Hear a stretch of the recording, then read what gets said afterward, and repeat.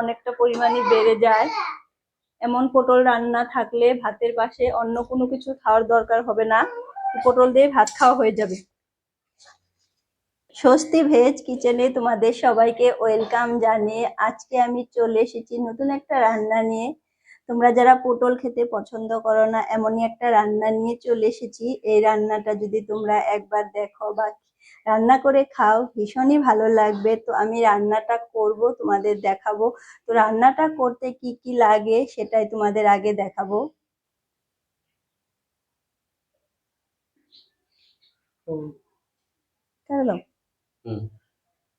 পটল আমি কেটে নিয়েছি, পটলটা এইভাবে কেটে নিয়েছি, দেখো একটু চিড়ে দিয়েছি ভিতরে, সব মশলা যাতে ঢুকে যায়। তো উপকরণে লাগছে জিরে, শুকনা লঙ্কা, দারচিনি, লবঙ্গ, এলাচি। আর এইখানে কিন্তু আমি পোস্ত বেটে নিয়েছি, পোস্তর সাথে দিয়েছি দুটো কাঁচা লঙ্কা আর এলাচি একবারে বেটে নিয়েছি। তো এবার আমি রান্নাটা শুরু করব। গ্যাসটা অন করে দিয়েছি। তো কড়াইটা গরম হয়ে গেলে আমি তেল দিয়ে দেব।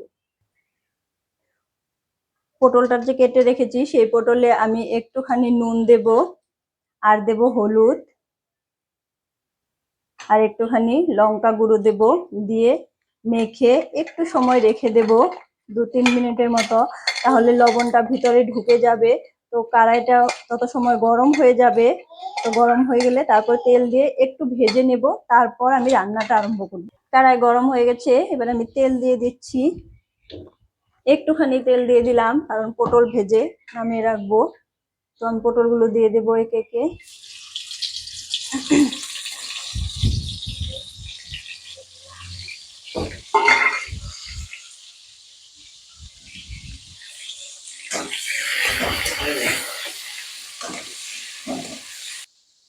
এখানে আমি যা যা মশলা দিয়েছিলাম সেটা তো তোমাদের আগে আমি বললাম। এখানে আমি আর কয়েকটা মশলা অ্যাড করব। তো এখানে দেব নুন, দিয়ে দিচ্ছি হলুদ পরিমাণ মতো, আর দিয়ে দিচ্ছি একটুখানি কাশ্মীরি লঙ্কা গুঁড়ো। কালারটা ভীষণ ভালো আসবে লঙ্কা গুঁড়োটা দিলে। তো ঝাল যে যেমনটা খেতে পছন্দ করো তেমনটাই দেবে। তো আমার একটু ঝাল বেশি খাই, তার জন্য একটু বেশি দিয়েছি। পটলটা কিন্তু আমি একটু ঢেকে দিয়েছি, তাহলে অনেকটা তাড়াতাড়ি সিদ্ধ হয়ে যাবে। তো ঢেকে দিলাম। তো আমার কিন্তু পটল ভাজি হয়ে গেছে। তো এবার আমি নামিয়ে নিচ্ছি পটল। খুব একটা ভাজার দরকার নেই, কারণ এটা কিন্তু আরেকবার দেব।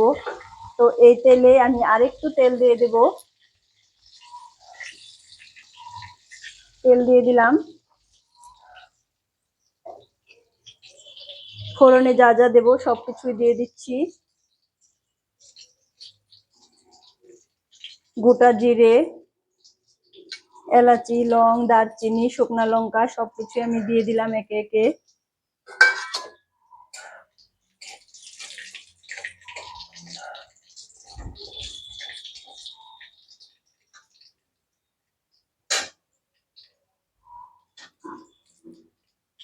এটা একটু লাল হয়ে গেলে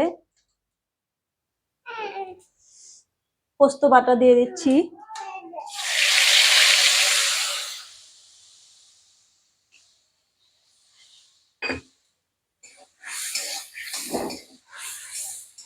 এইভাবে তোমরা বাড়িতে একবার বানিয়ে খাবে, ভীষণই ভালো লাগে খেতে। যারা পটল খেতে একদমই ভালোবাসো না, এইভাবে বাড়িতে বানিয়ে খেলে তোমরা নিশ্চয়ই পছন্দ করবে পটল খাওয়া। আর আজ কিন্তু আমি একটা রেসিপি করছি না, দুটো রেসিপি তোমাদের করে দেখাবো আমি।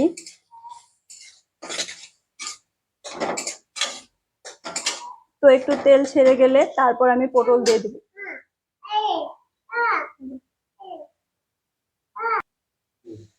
মশলাটা কিন্তু কষানো হয়ে গেছে, দেখো, দেখতে পাচ্ছ একেবারে তেল ছেড়ে গেছে। এবার আমি পটল দিয়ে দেব। এই তো পটল ভাজি করে যে নামিয়ে রেখেছিলাম, তো পটল দিয়ে দিলাম।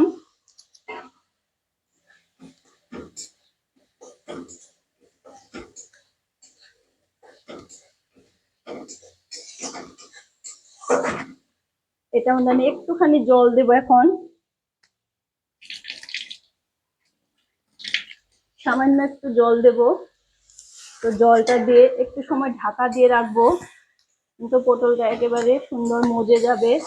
তো একটু সময় ঢাকা দিয়ে রাখবো,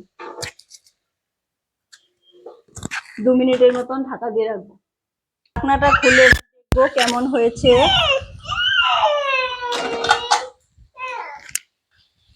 তো ভাজি কিন্তু হয়ে গেছে। এবার আরেকটু ভাজি করে আমি জল দিয়ে দেবো।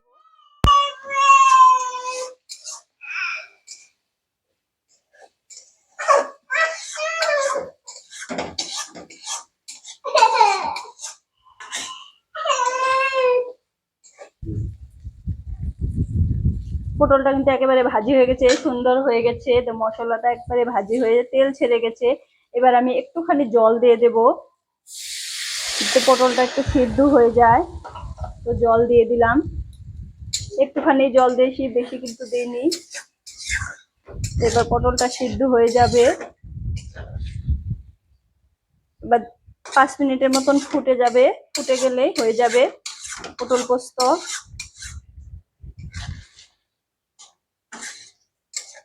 এইভাবে পটল রান্না করলে কিন্তু পটলের স্বাদটা অনেকটা পরিমাণে বেড়ে যায়।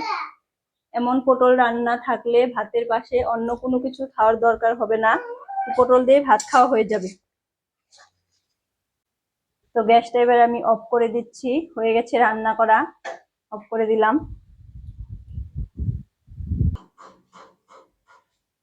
নামিয়ে নিয়েছি। দেখো কতটা সুন্দর হয়েছে, দেখতে যতটা সুন্দর হয়েছে খেতেও কিন্তু ততটাই ভালো হবে।